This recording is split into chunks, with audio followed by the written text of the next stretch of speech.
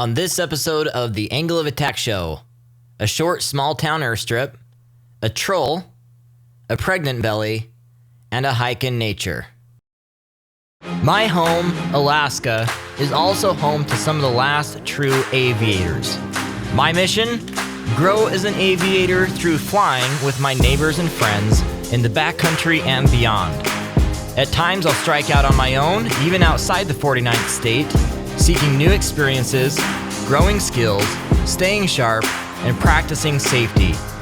Jump aboard and ride along in this, another chapter of my aviation story. Homer, Alaska, September. Plenty of good flying weather left in the season. Mike, my buddy, was in town visiting Alaska for the first time, and I wanted to take him to a small bush town, a small airstrip, where he could experience some backcountry flying. This was just 13 minutes across the bay, Kachemek Bay, from Homer, Alaska, to a little town called Seldovia. So Seldovia is a little coastal town, and it has like this causeway, waterway that goes through, which can ebb and flow with the tide. It's a little Alaskan town with a lot of character. It truly is a bush town. You can only get there by flying or by boat. There's no road access. We will see some old beater cars and some cars over there, but just not a lot of roads. With full weight in a small airstrip, Mike and I were pretty cautious about preparing for this flight, getting the numbers right, and planning plenty of buffer within our minimums. We've got this old mangy, moldy Cessna manual. It like smells, even smells old. Is it moldy? Really. Yeah, it is moldy. Bless you. I'm allergic to the mold.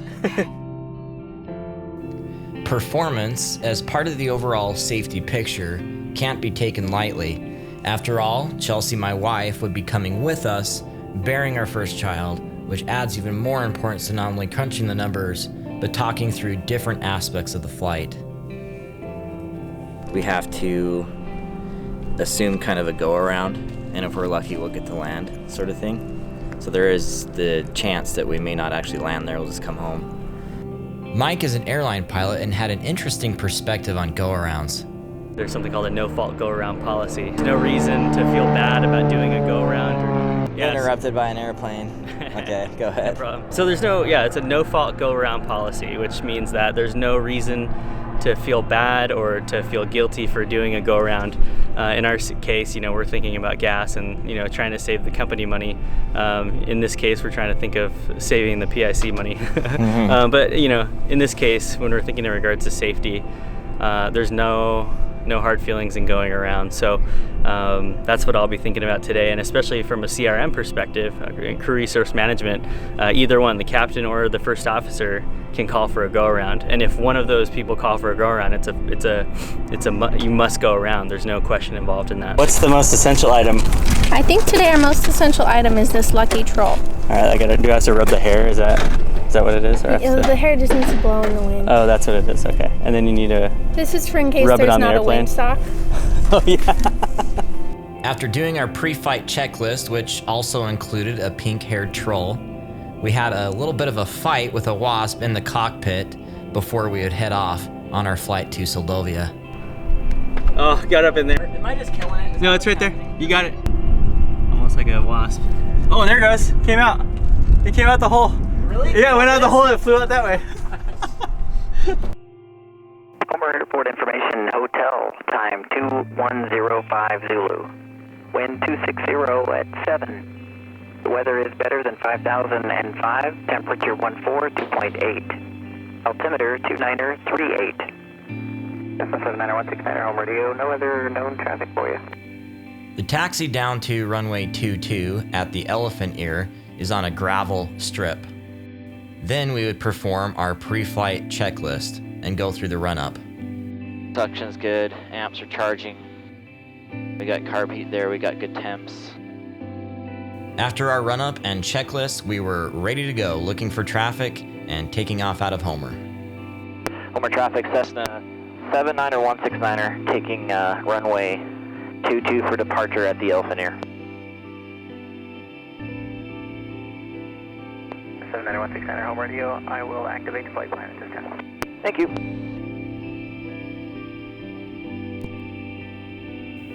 This was my chance to practice my takeoff technique for Seldovia later. So you'll notice that the nose wheel comes off first and I hold it off until the airplane wants to fly. Then I accelerate in ground effect until I reach VX when I can then climb. This technique is used so the nose wheel doesn't get stuck in any soft surfaces on the runway, and also that we can climb at a good angle above any obstacles in our way on departure. That was pretty good. What do you think? That was great, yeah. Got off the runway quick, got ground effect, climb out at VX. Homer traffic, Cessna 169er, left turn out. Let's cross on runway 22 over the spit. I always enjoy this left crosswind turn on departure over the Homer spit because it never disappoints in its beauty. I was more than happy to let Mike fly, although he usually flies an Airbus, but he's much more experienced than I am. Definitely no fly-by-wire, jeez.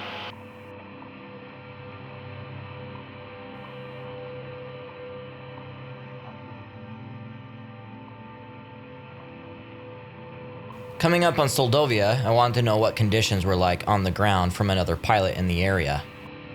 And traffic out of Seldovia, what was it like going out of there for you guys? I didn't land there, but it's not too bad. I've been there a little bit earlier today. Light winds. Okay, thanks. Pirate, man. Pirates are nice. A PIREP, or pilot report, is an actual report from someone that is at that location rather than something that is a forecast. So this was our chance to get a little bit ahead of the game and know what the winds were doing there in Seldovia. Oh, I think that's a whale down there. Oh, You know really? where those birds are? Something just like came out of the water for sure, whether it's a whale, I don't know. Probably is a whale. Wow. We rounded the corner with Seldovia in sight, and now we were preparing for our arrival, which had actually started much earlier, as you'll see in a few seconds. All right, so we're going to be coming through those trees in that channel there. Yep. Just kind of And follow kinda that going- little channel, yep, right? Yeah. Yep, and kind of coming around the corner. It was long before this, in the pre-flight, that I walked Mike through what would happen in Seldovia for the landing. Say that this is the runway in Seldovia, straight and narrow, and let's pretend that this is a tree, kind of this clump of terrain at the end of the runway, and it's very close. We only have kind of a small gap between that area and where the runway is. Assuming that this is the runway we land on, which is runway 34, is we're going to be coming around the corner here, and we're going to get configured pretty early for final landing. We'll have to come in at an angle, and then we'll scoot around the corner to the right, and then at the last second we do a left-hand turn to align with the runway. So we're avoiding that final terrain to get around the corner. I like the idea of being low and slow and configured and ready to touch down at the very beginning of the runway, rather than slipping it in. I called up my instructor to refresh my memory of the area and had one of our typical conversations. And when would you be finally configured, like in your final configuration and on speed? Wait a minute here. I'm trying to... say that again? Are you going in old gutless? In what? Oh yeah, yep. Old gutless? Old gutless. Yeah. Now with a bird's eye view over town, you can see our approach path through that water channel and down to the runway at the airport. Wow, look at this stuff down here. It's amazing. The sock looks totally dead. Oh, perfect. So I'm going to do a 360 here and come back in. Cool. Set up for that. So as we approached the airport, I requested a sterile cockpit. A sterile cockpit means that no one else is talking. They're not trying to distract me with normal conversation. Moving into the approach here, you can see this channel that we talked about before in the pre-flight. You can see by the glassiness of the water that the wind is actually pretty calm. I have my target set on the runway. You can see it just up ahead, and I'm managing my airspeed with my power. I'm pulling that back at this point, pitching down a little more. You can see that terrain on the right that we were avoiding, and now I'm going to transition to that left-hand turn, bring it down in on target. I'm a little faster, maybe a little high, and then we're going to smoothly bring it out through the round out and flare, touch down softly, keep that nose wheel off, and exit the runway. This ended up becoming executed pretty nicely, and it just goes to show that pre-flight planning can go a long way. Seldovia traffic, Cessna 169er clearing. With a successful landing behind us, apparently not all of our passengers got the memo that you're supposed to keep your seatbelts fastened.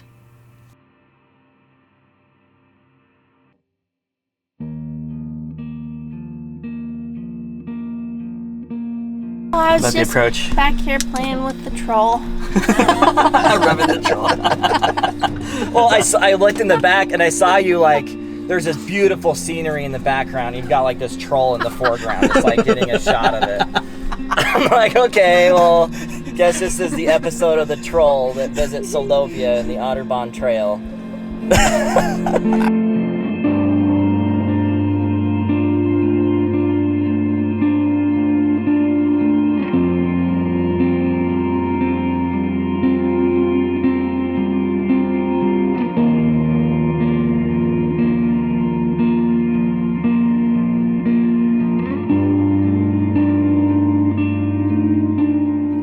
It was perfect weather at the airport, but like a fool, someone forgot to close their flight plan, so he had to run back to the airplane. I spotted some jellies in the native Seldovia. Wow. This is crazy. Look at this cute. Touch it. We found a whole school of Watch jellyfish Nemo? washed up in the slough, trapped after the tide had washed out. So we took some time to check those out because there were so many of them, large and small. And I don't think Mike had ever seen one before, and he ended up being pretty nervous about touching these. Guess they're all gonna die. I guess so. I guess maybe they're all already dead.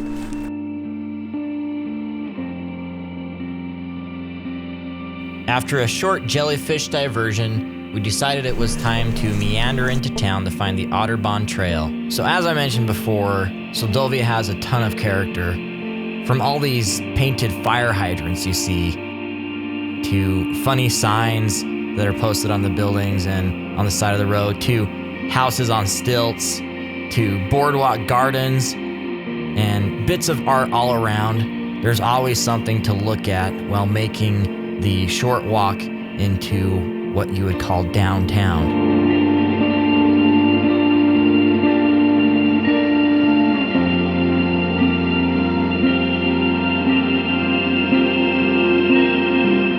Chimney, chimney, chim-chim-cherry. The camera. Along the way, we'd eventually reach the Seldovia Harbor right in downtown Seldovia. A variety of shops. The town's only grocery store called Crab Pot Grocery. A park or two for Smile. shenanigans. Straight face. Smile. Straight face. Smile. An old boatyard. A pregnant belly. A man belly. Broken down cool cars. A friendly neighbor that gave us directions. And finally, we made it to the trailhead. When people think of Alaska, they usually envision snow, ice, igloos, polar bears, and more. There's just this perception that it's such a cold place. But the Alaska that I know is green, lush, and just full of life in the summertime. Of course, this time of year, we're kind of transitioning to the fall. However, there is plenty of hiking and outdoor adventure opportunities are quite literally in our backyard.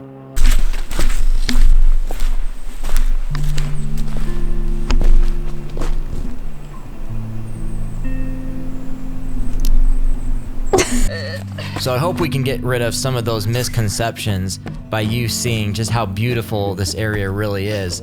And this is just an inconsequential trail in a small town.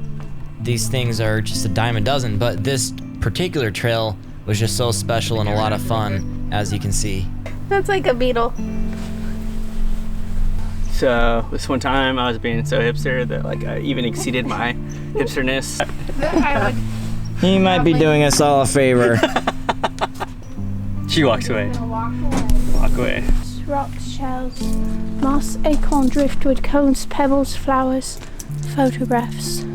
Watch it. Oh, man! I just want to run up on a bear. Oh.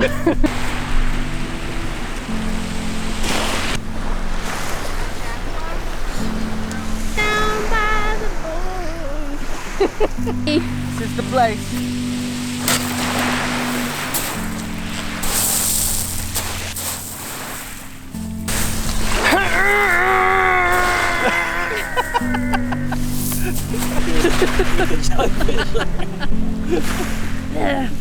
Pregnant mermaid in a cat sweater.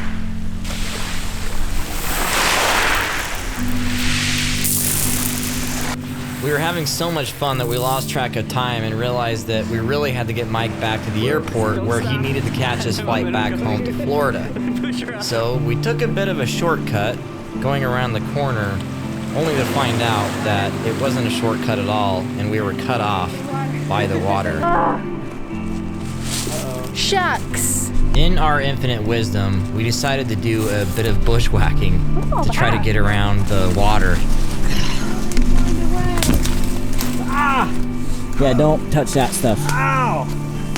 There it comes. Hands up. Need my.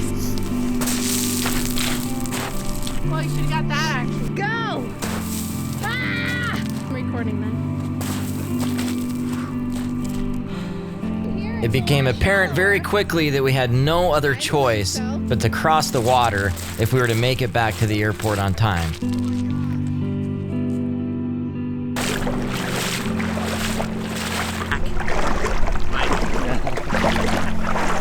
These are like waterproof. Dude. Yeah, we're doing this. I'm already soaked. We have to. Oh my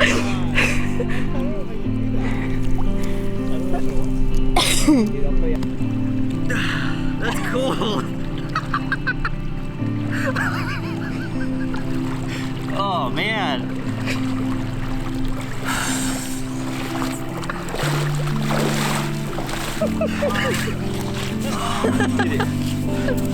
Really well.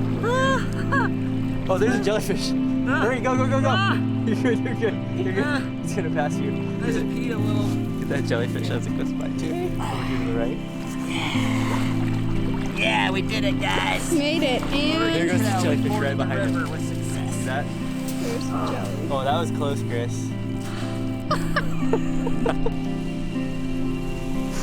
Even the troll got wet. For how soaked we were sure in good spirits, but we really had to scurry to make our way back to the airport so that we could then fly to Homer and get Mike to the airport for his flight again out to Florida. So we were in a bit of a hurry and had to cover all that ground in a very short amount of time. Traffic. If anything comes.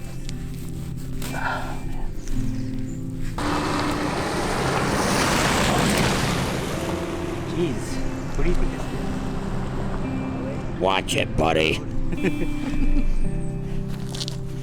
Now we have the airport in sight, albeit on the other side of the slough, and we were making our way up the road, shoes on, ready to go, ready to pick up our speed so that we could do the last final stretch to the airport. Bye, Seldovia.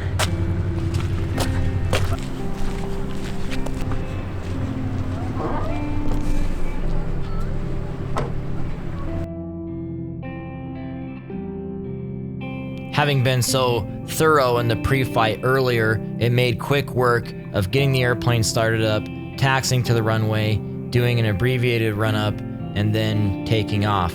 That previous planning just made it so much smoother for getting out of Seldovia in a bit of a hurry. Yeehaw. Not much of a power through that corner. Yeah.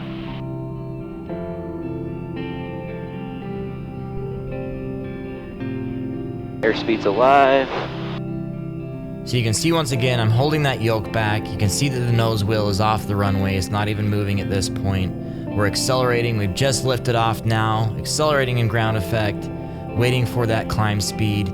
You'll see here now I start to pull back on the yoke, and then we'll kind of zoom up pretty quickly, clearing those trees and basically clearing the path for us to get out of here. Now, of course, we still want to keep our performance up here because we have plenty of water around us, so we'd want to be able to glide somewhere, but that's about it. That's a nice little place to climb out here, so. Yep, Perfect. Little escape. That's where we got wet down there. Get that on video, Chelsea. There's the Otterbahn right down there where we crossed the rocks with high hopes. There's a little river down there where we got totally drenched. Yep. That's awesome.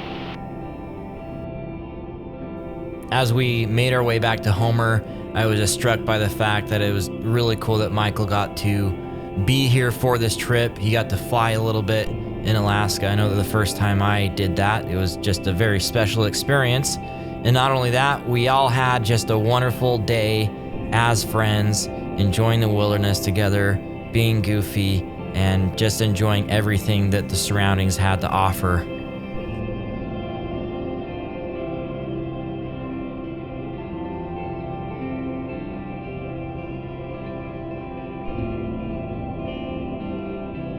So we got back in Homer just in the nick of time, without a minute to spare. We really had to put the airplane away quickly. Mike went home and dried some clothes, and then we took him to the airport so he could get out of here. And he gave some parting thoughts before he headed out. I have wet shoes right now, and I'm gonna fly back to, I have to fly all the way back to Florida. So it's so unique being able to just take off here out of Homer. You know, it's a 5-minute drive here to the airport from your house. We hop in an airplane, we take off. It's 13 to 15-minute flight. We land in Seldovia, and we're already hiking out of the airplane, you know, in less than a half hour. So pretty amazing that you can do that so close to your home. I'm hiking with wet pants all the way up to my waist, barefoot, and I was videoing with that camera, videoing a bald eagle having dinner on the side of a river. Like, it was just like kind of unreal, kind of comical in a sense, but also just it was just unbelievable. So I appreciate it. See you, buddy. See you. Take care, Chris. Thanks. Being a pilot comes with many perks, the least of which is the ability to travel and see the world from a unique and awe-inspiring perspective.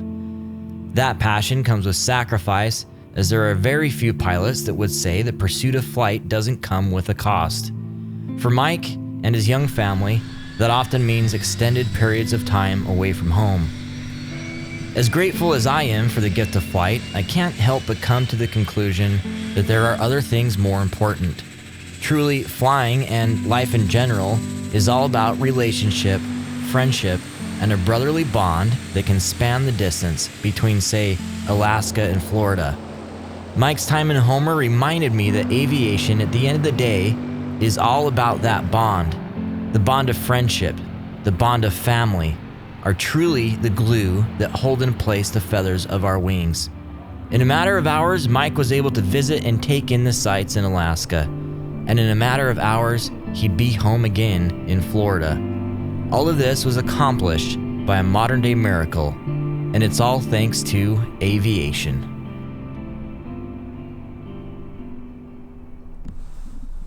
A huge thanks goes out to Mike for making a special trip to Alaska. Also, Mike did all the background music for this episode. Huge thanks there. Join us on the next adventure. Sign up for email updates at angleofattack.co for exclusive sneak peeks and other extras. Do you dream of being an aviator? Start your journey today at aviatortraining.com.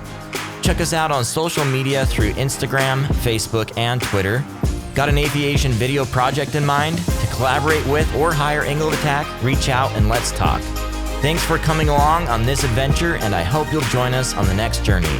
Until next time, throttle on.